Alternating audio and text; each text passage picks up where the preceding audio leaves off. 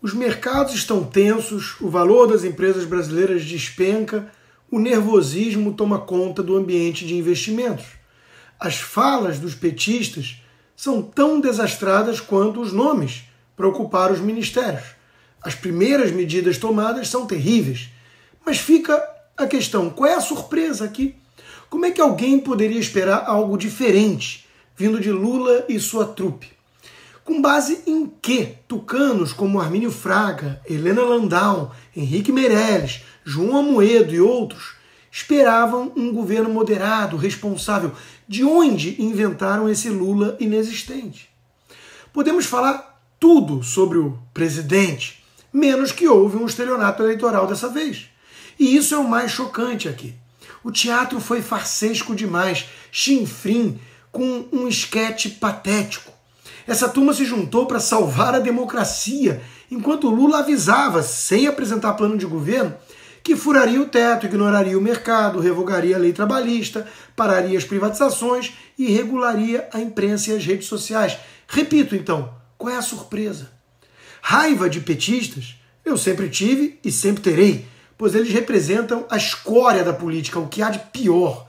Mas minha revolta maior tem sido canalizada para os tucanos, para os liberais, entre aspas, limpinhos, para aqueles que aceitaram participar desse engodo por puro ódio a Jair Bolsonaro. Foram esses que ferraram o Brasil, com a ajuda imprescindível, claro, da velha imprensa dominada por tucanos. Claro que o resultado vai ser péssimo, como não poderia deixar de ser com esse mapa de voo que eles têm.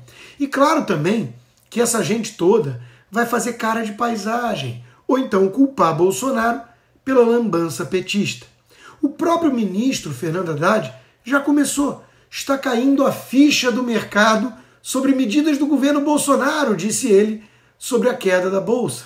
O mercado reagiu mal após falas iniciais de Lula e viu derrota política do ministro na desoneração de combustíveis.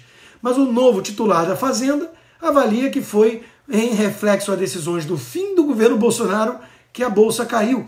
Vamos até 2026, se esse desgoverno durar tanto, nessa toada. O PT destruindo o Brasil e usando o Bolsonaro como bode expiatório.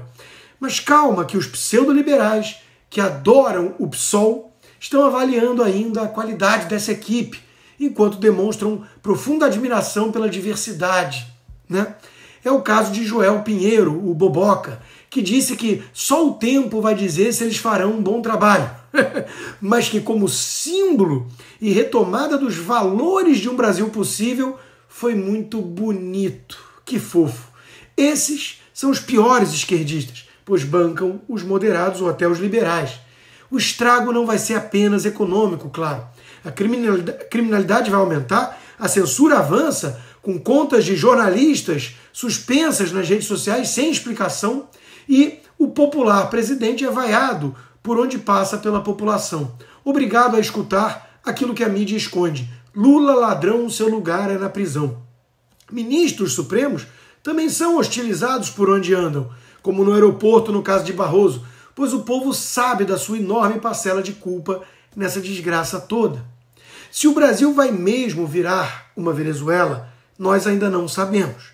Mas uma coisa é inegável. Esse é o desejo do PT de Lula. Negar isso, como fazem os tucanos sonsos, chamando de teoria da conspiração de reacionário, é coisa de cúmplice, de comunista. Esse teatro das tesouras que conhecemos bem. O brasileiro não é trouxa, a ponto de cair novamente nessa ladainha toda.